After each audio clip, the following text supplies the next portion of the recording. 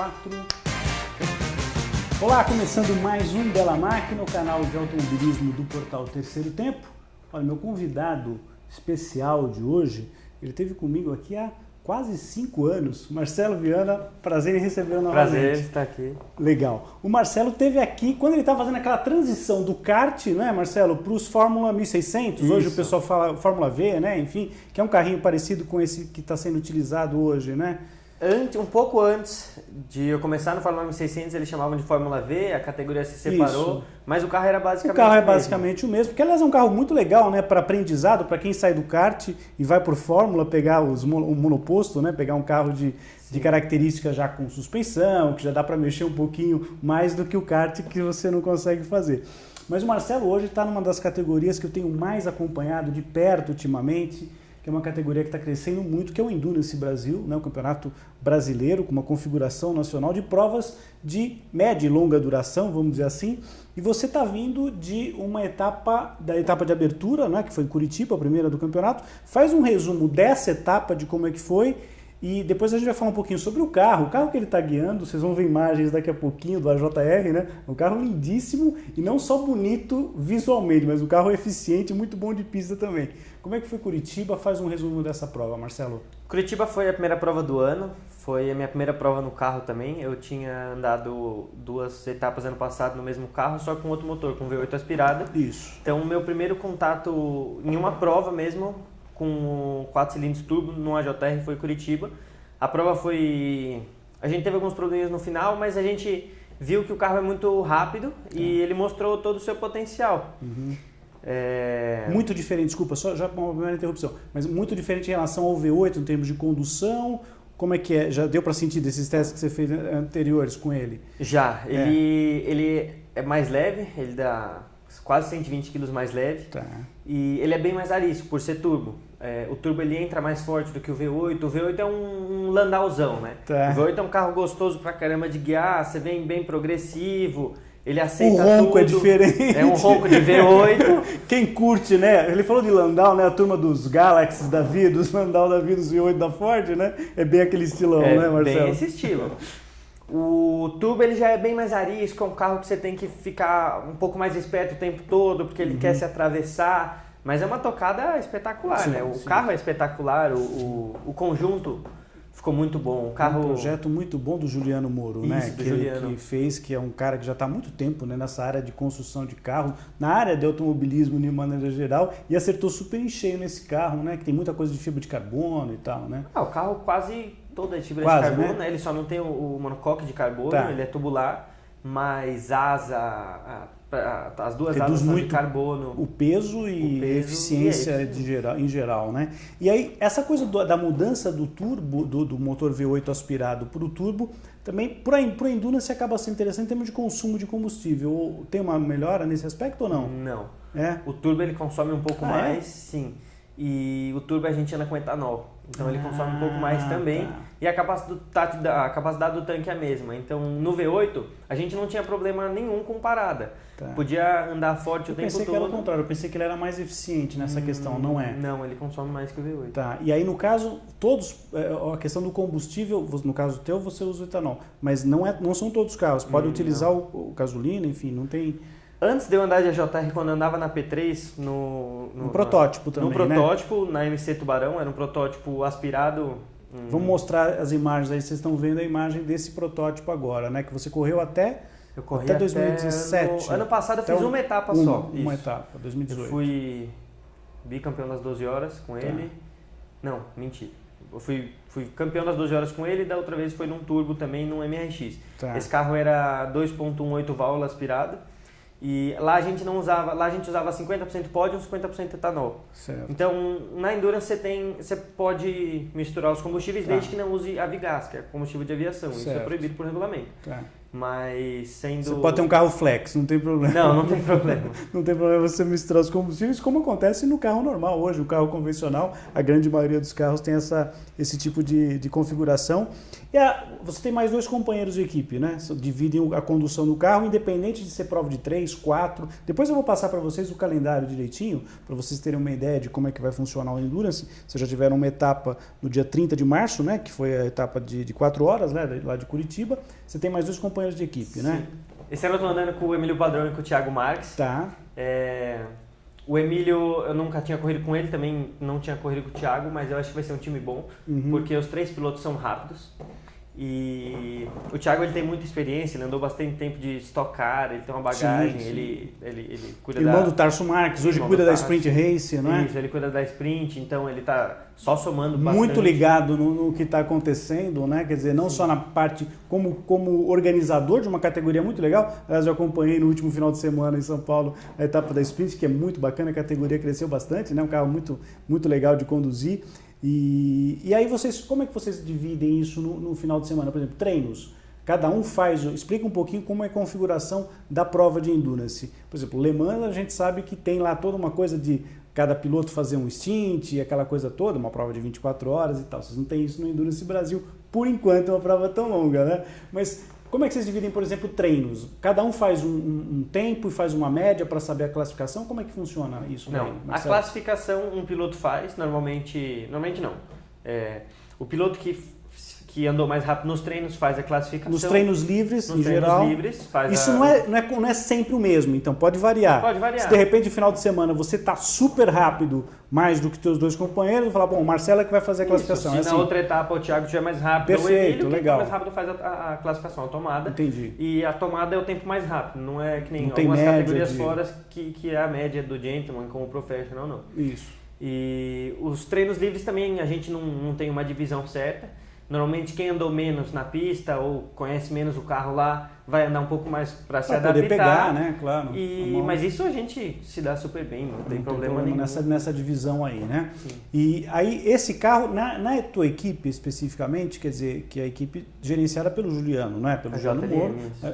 Como é que... São 3 carros? São 3 protótipos? São 4 carros. São 4 carros hoje. Na JLM. Na JLM. Que é o mesmo carro para os 4, é isso? São 3 V8. Ah, são 3 V8. Isso, e só a gente andando de turbo. Ah, só tem essa diferenciação hoje. Tá. A gente é o único AJR turbo no grid que andou em Curitiba. Entendi. Provavelmente o 46 vá para as outras etapas, que é o AJR do Motim, que é 4 cilindros turbo também, mas em Curitiba ele não andou. Então, por enquanto, só a gente de... Tá, então na próxima etapa... Então, já que você falou em próxima etapa, eu já vou passar o calendário para o pessoal se inteirar. Embora vocês vão ter muitas informações do Endurance Brasil durante esse ano, a gente tem feito bastante coisa e cobrindo, fazendo matérias e tal. Segunda etapa, 4 horas de Goiânia, dia 25 de maio, né? Depois, em junho, vocês têm mais uma prova, 3 horas de Tarumã, dia 16.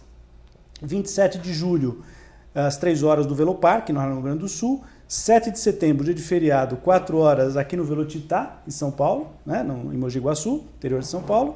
12 de outubro, sexta etapa, às 3 horas de Santa Cruz do Sul, Rio Grande do Sul.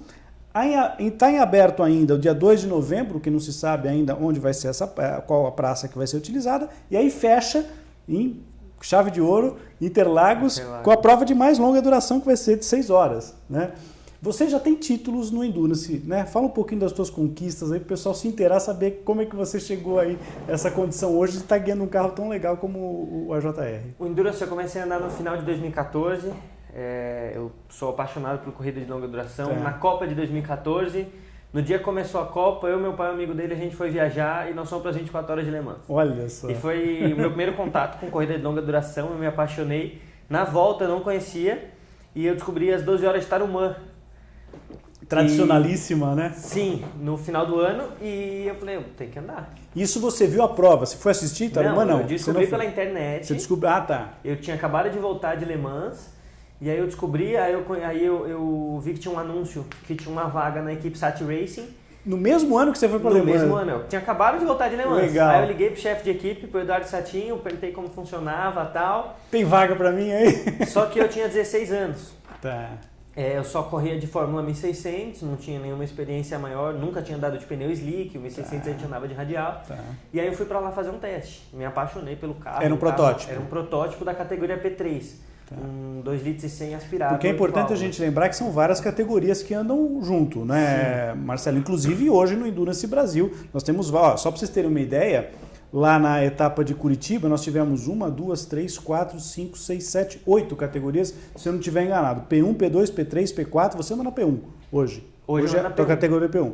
Aí GT3, GT3L, GT4 e GT4L, quer dizer, são muitas categorias, né, carros diferentes. E, aliás, essa é uma coisa difícil, às vezes, para o piloto administrar essa questão. O Daniel Serra, por exemplo, já veio aqui comigo, a gente falou muito sobre isso, piloto que já ganhou, inclusive, né, as 24 horas de Le Mans com a Ferrari na época, não, com a Aston Martin, se não me engano. Eu não vou lembrar agora o carro.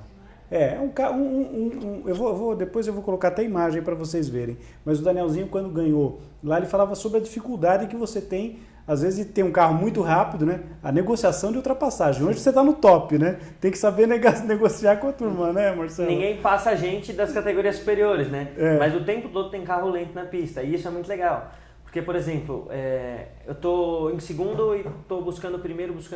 O primeiro ele passa um retardatário de uma categoria inferior mais fácil e eu pego um trânsito maior, eu já perco tempo. Então, saber administrar... E negociar essas ultrapassagens com os carros mais lentos é muito importante. Os carros de turismo, Lamborghini, Ferrari, os carros grandes, eles não enxergam a gente porque eles são muito altos. De visibilidade, então, né? Tem que vir da farol, ultrapassar na segurança sabendo que o ele piloto está te vendo. Tá. Isso é muito legal, isso só a Endurance proporciona, né? E aí vocês, por exemplo, vamos supor, a Curitiba nós tivemos 4 horas. Tem uma obrigatoriedade de tempo para cada piloto, um mínimo que cada um tem que fazer? Como é que vocês administram a divisão de tempo na corrida? Porque de treino você já explicou, quem tiver mais afiado no final de semana nos treinos livres vai normalmente para a classificação. Mas na corrida, como é que funciona isso? Também tem uma coisa de, quem está fazendo médias melhores vai ficar mais tempo? Como é que vocês dividem isso? São 4 stints e a gente anda em 3 pilotos. Então sempre um piloto vai andar 2 e outros vão andar um só. Tá. A gente não tem uma regra, mas normalmente quem está mais rápido vai permanecer mais tempo para buscar a liderança. Lógico. Mas isso no nosso time não é uma regra. Entendi. A gente vê como que tá as estratégias, se o piloto que saiu está cansado, se não está. De preferência, o piloto que vai fazer 2 stints, que faça 2 stints seguidos. Porque quando você entra no carro, você leva de 1 a 2 voltas para esquentar, que a gente fala. Que é para pegar o ritmo de novo. Então, se o piloto já está no carro, para e faz a parada só para pneu e combustível, ele já sai quente. Tá. Isso é uma vantagem. Entendi. Então, às vezes é mais lucrativo em termos de performance, no final das contas, no cronômetro, você ter esse tipo de configuração. Acaba sendo melhor. O piloto que guia 2 stints, guia 2 seguidos. Guia 2 seguidos, né? Acaba sendo mais interessante, realmente. Tem lógica, né, nesse procedimento. Pneus, como é que vocês administram a questão de pneus? Vocês têm uma limitação de troca? Normalmente a gente usa 2 jogos na 2 etapa. jogos. 2 jogos na corrida. E larga normalmente com o pneu que fez a classificação, que andou super pouco, e faz os 2 primeiros stints e os 2 últimos com o pneu zero, que na realidade ele é 0, só que a gente já tirou a cera dele e ele não vai para pista com cera. Já deu uma limadinha nele ali no interior, né? Mas não é regra, se chover... Claro, porque a configuração muda. Você já pegou prova com muita chuva no Endurance? Já foi? E aí? A minha primeira temporada completa, 2015, foram todas as corridas com chuva. Nossa. Muitas no Sul, no Paraná, tem muita, né? A maioria. Foram todas lá. A gente teve uma corrida em Rivera, no Uruguai, que teve tanta chuva que acabou o combustível do safety car e o médico teve que entrar na frente. Foi o ápice, assim. E o protótipo na chuva é muito mais complicado que um carro de turismo. Certo. Na época ainda tinha turismo com tração dianteira. O turismo com tração dianteira na chuva é uma beleza, né? Entra, dá o pé e ele vai embora. O protótipo, ele é plano embaixo, né? Então ele acoplana muito fácil. Andar na chuva com o protótipo é um desafio muito legal. O carro totalmente. E o piloto fica totalmente vendido nessa hora, né, Marcelo? Não tem o que fazer, né? Mas chove para todo mundo, chove, né? Claro. É questão de administrar e tal. Alguma prova dessas noturna, não? Você, do Endurance até agora nem teve alguma? As 12 horas de Tarumã. As 12 horas de Tarumã. Todas as 12 horas. Que você já ganhou várias vezes. Tarumã ou não? Tricampeão das Tricampeão, olha só que legal. Que é uma das provas mais tradicionais hoje do automobilismo brasileiro, histórica, né, inclusive, né, não só de endurance, mas no geral, né, uma prova super bacana, né. As 12 horas de Tarumã só quem tá lá, quem vive, para saber o que é. As 12 horas de Tarumã, para mim, é a minha prova preferida. E o público no Sul é absolutamente apaixonado por automobilismo E acho que tem uma coisa muito parecida com o argentino, né? A paixão que o argentino tem do pessoal do Rio Grande do Sul, que vai, que faz churrasco, que fica na pista e se envolve. O pessoal chega né? na quinta-feira, corrida de sábado para domingo, quinta-feira já tem um monte de motorhome, não dos pilotos, do público montado na arquibancada, de churrasco, e o fim de semana todo o pessoal curte. Muito envolvimento, vibra, assim. né? Muito bacana. É muito legal, né? o público do Sul. Até o ano passado você então estava num protótipo, você fez algumas corridas, né, com a JR, como você falou, né, que é a categoria P1, que aliás o vencedor foi exatamente o Vicente Origi, né, com o Carlos Crey, com o Tarso Marques, né, na P1, que é da mesma equipe que você, mas com o V8. Eles foram vitoriosos com o V8, e a pontuação ela vai para os 3 pilotos igualmente no campeonato. Né? Você não, o teu resultado na primeira corrida, vocês tiveram problema no final, né? Você falou, a gente né? não conseguiu completar não completaram, né? Então a gente não pontuou. Não pontuou nessa primeira etapa, mas aí tá chegando Goiânia. É uma pista que você conhece? Nunca andei Nunca? Goiânia. Eu pensei que você já conhecia. É a única pista do campeonato que eu nunca andei, mas o pessoal fala super bem de Goiânia. Goiânia é extraordinário. Depois da reforma que teve alguns anos atrás, o traçado é espetacular, nível de segurança muito bom, que é sempre importante, né? Sim. Ficou bom para todo mundo, para a imprensa trabalhar, salas ótimas, e a cidade é muito gostosa também, né? Vocês vão estar lá em maio, não vai estar tão calor, porque lá costuma ser muito quente, né? E aí no carro também, como é que fica essa questão do preparo físico? Porque, por exemplo, você veio do kart, que precisa de uma outra pegada, né? Monopostos que você guiou. O carro do Endurance, do ponto de vista físico, eu lembro quando você veio aqui há 5 anos atrás, você tá um pouco menos forte do que agora. Você fez algum preparo, algum desenvolvimento?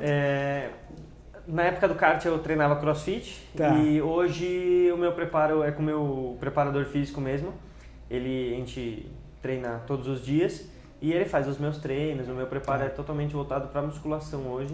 Fortalecimento mais de braço e cardio para manter realmente a coisa de aguentar. Por exemplo, se você fizer 2 stints seguidos, por exemplo, sair do carro e sair do carro numa boa, muito... O que dói mais? Onde dói mais? Porque no kart, quem não está acostumado a correr de kart, se você que acompanha o Bela Máquina sai de uma corrida de kart, quem não está habituado, você sai moído, né? Quem não está... No Endurance, qual é a principal queixa dos pilotos? Pescoço sempre. Pescoço, né? Ainda mais no carro que eu estou andando esse ano, a JR, a força de G dele é muito forte. Muito, né? Exige muito. A gente montou um apoio para a cabeça, para jogar menos, mas não tem como. Não tem, né? O carro é muito... Eu vi uma reportagem do Luiz Razia, né? Que ele já esteve com a gente aqui, fez uma reportagem com a JR, né? Acho que foi pela Globo, né? Que ele fez uma matéria, né? No Autosport. No Autosport foi o Tarso Marques. Foi o Tarso. Isso. Eu lembro de ter visto uma matéria com o Razia em algum programa e ele fala do AJR, do nível de força do carro na curva, a rapidez com que ele fazia. Então, estou 170, 180 fazendo uma curva que num carro normal você faz 80, 90. Quer dizer, é uma força realmente muito grande e essa é a principal queixa, vamos dizer assim, dos pilotos. Por isso, se não tiver com o preparo físico em ordem, sente muito, né? Sim. E aí tem a questão da performance, né? Porque você acaba perdendo, né? A questão de voltas. E a turma nos boxes está acompanhando o teu tempo lá, sabendo que a coisa não está indo bem, né? Sim, o tempo nos boxes é claro quando o piloto ele começa a ficar cansado. E aí o tempo ele vem subindo gradativo e é hora de parar. Só que na Endurance a gente tem janela. Isso. Tem os stints a gente tem um tempo determinado. Se eu parar antes, eu vou ter que parar de novo dentro da janela. Então, tem que tocar até a janela. Porque existem as janelas obrigatórias de parada, né? Sim. Quer dizer, aquele período que todas as equipes têm que parar. Então, obviamente, se você fizer uma parada fora dessa estipulada, sei lá, furou um pneu, né? Entrou algum papel na entrada de ar, no radiador, que atrapalha a refrigeração, isso daí é perda, né? Em geral, não tem jeito e tal, né? Alguma dessas provas que você chegou a fazer de Endurance teve que cancelar por conta de alguma interrupção? Não, nem sempre teve correndo até... Porque às vezes você tem uma interrupção, não vou dizer por um acidente e tal, mas uma interrupção qualquer que você tem, dá uma refrescada. É pior quando você tem que diminuir o ritmo ou às vezes ajuda a dar uma descansada. Tipo assim, você tem uma bandeira amarela, um safety car entrou na pista, isso já aconteceu, certamente, muitas vezes. É bom ou é ruim essa parada, essa quebra para o piloto? Depende Marcelo? muito. O safety car é bom ou é ruim, porque no safety car ou você ganha a volta ou você perde na Endurance. É bom quando você ganha, mas em termos de descansar, não. O safety car às vezes atrapalha a gente um pouco em termos de temperatura de motor, porque o carro andando devagar ele aquece. Ele refrigera menos, né? Porque sim. pega menos ar frontal. É importante, né, para o carro. É né? muito importante. Se a temperatura começa a subir, então na Endurance normalmente os nossos safety cars são fortes, então eles conseguem manter uma velocidade boa que não boa. atrapalhe tanto, Isso. né? Mas em termos de descansar, eu não... Não tem, porque você está num ritmo sempre muito bom, né? Dentro do carro, claro, que não safety car você descansa, você bebe uma água, você tem um... Dá tempo até de conversar mais, você ter a No comunicação rádio, com os rádios, sim, às vezes até saber como é que está a configuração de prova, porque uma coisa é você estar no top de velocidade, outra coisa, até a questão do entendimento, né? Porque o raciocínio do piloto, obviamente, você tem muita coisa para fazer, né? Sim. Volante. Hoje a gente vê uma corrida de Fórmula 1, o piloto lá tem lá um videogame na frente, né, Marcelo? Como é que é o carro teu? Tem muita coisa, muitas funções que vocês têm que mexer, gerenciar durante a corrida? No volante, eu tenho... Tudo que eu posso mexer no carro andando, ele está no volante. Tá. Rádio, balanço de suspensão no volante é na frente. Normalmente a gente não anda andando, não mexe andando, mas consegue mexer. Balanço de freio também. Você pode mexer no balanço de freio durante a mexer corrida? andando. Mais frente, mais para trás? Sim. Tá, uma carga diferenciada, né? Push to pass também é no volante. O rádio que eu já tinha falado é o que a gente mais usa. Uhum. Os carros que tem drink também, o drink são no volante. Tá, aperta o botãozinho ali, né? Então, Quer dizer, tudo você que a tem gente algumas faz funções. dentro do carro é através do volante. Tá. E durante o treino você também pode, não tem limitação de mexer, por exemplo, em nada disso, né? E a questão da aerodinâmica, o carro teu é um carro super, com downforce absolutamente espetacular. Dá muita diferença de uma pista para outra do que você já sentiu, você já andou ano passado com esse carro, e agora a regulagem muda bastante de acordo com o circuito, né? Sim, a regulagem muda bastante. Quem cuida mais da regulagem do carro são os nossos engenheiros e a gente dá os palpites mais na pista mesmo. Do feeling, né? Do que vocês estão passando ali naquele momento do que tá rolando. E eu estava vendo uma reportagem do teu carro especificamente, toda a parte de aerodinâmica foi desenvolvida por computador, né? Por softwares que vocês incorporaram, né? E super modernos para saber a melhor maneira do desenho do carro, do fluxo do ar para deixar... Porque, obviamente, você pagar um túnel de vento sai muito mais caro e muito mais dispendioso de tempo, inclusive, né? De você levar. E hoje, com softwares, você consegue ganhar bastante coisa, né? Para Goiânia, aí, vamos falar um pouquinho de Goiânia, pessoal. Com certeza a gente vai noticiar depois, quando estiver chegando por perto, lá no dia 25 de maio. Estamos aí há um mês da prova, aí, mais ou menos. Que outra expectativa? Você nunca correu lá em Goiânia, mas já fez uma coisa de simulador, pelo menos pegar um pouquinho o traçado? No simulador, sempre. Tá. A pista parece ser muito legal, todo mundo fala super bem, a ansiedade é grande. Uhum. A ansiedade de andar com o carro para ver se o carro vai funcionar bem agora, certo. né? A ansiedade de ir para a pista, não ter problema. O campeonato está muito forte, então cada corrida, acredito que um carro vai ganhar, vai ser um campeonato que vai ser definido em Interlagos no final do ano, na última volta, possivelmente, sabe? Né, na oitava etapa. E só uma dúvida, que agora você falou um negócio me chama a atenção. Por exemplo, na Fórmula 1, o pessoal tem uma ideia, o pessoal você acompanha muito Fórmula 1, as categorias de monopostos também. Às vezes nos treinos livres, são 3 treinos livres, por exemplo, na Fórmula 1, num treino, às vezes as equipes fazem aquela configuração de corrida, com o tanque cheio, para saber como é que vai ser o desenvolvimento do carro. Por exemplo, no treino livre, vocês têm uma preocupação para saber o consumo, como é que está consumindo o carro? Tem isso daí também? Sim, claro. Cada pista o consumo vai ser diferente, lógico, porque você anda mais tempo com o pé no fundo, menos tempo, a pista é maior ou a pista é menor. Então nos treinos a gente faz a média de consumo para saber quantas voltas o tanque vai aguentar. E o tanque tem que aguentar o stint, porque se não aguentar você vai ter que reduzir. O tanque de vocês é quanto? Você fala? 112 litros. Por aí nessa forma. Mais de 100 litros, né? 107 litros, alguma coisa por aí. E aí vocês já conseguem mais ou menos ter uma ideia de quanto está o consumo para cada volta, fazer uma estimativa, né? Claro que sempre um safety car dá uma reduzida no consumo, também pode pesar favoravelmente, às vezes numa questão de parada, né, Marcelo? E eu fiquei sabendo de um negócio, pessoal, agora vamos falar um pouco de fofoquinhas aqui, mais legais, porque a Natália Costa acabou de me lembrar aqui, um pouquinho antes da gente começar, que o senhor vai casar agora em agosto e parece que o senhor conheceu a sua noiva, a Tamires, é isso? Isso. Na pista, é isso? Pista. Ela também correndo de kart, é isso? Fala um pouquinho dessa história aí. Eu vou casar agora em agosto, vou casar no Autódromo de Piracicaba. Olha que legal. Foi meu primeiro contato com o kart, quando eu tinha 8 anos, de indoor lá. E foi minha primeira corrida, meu primeiro treino de fórmula lá.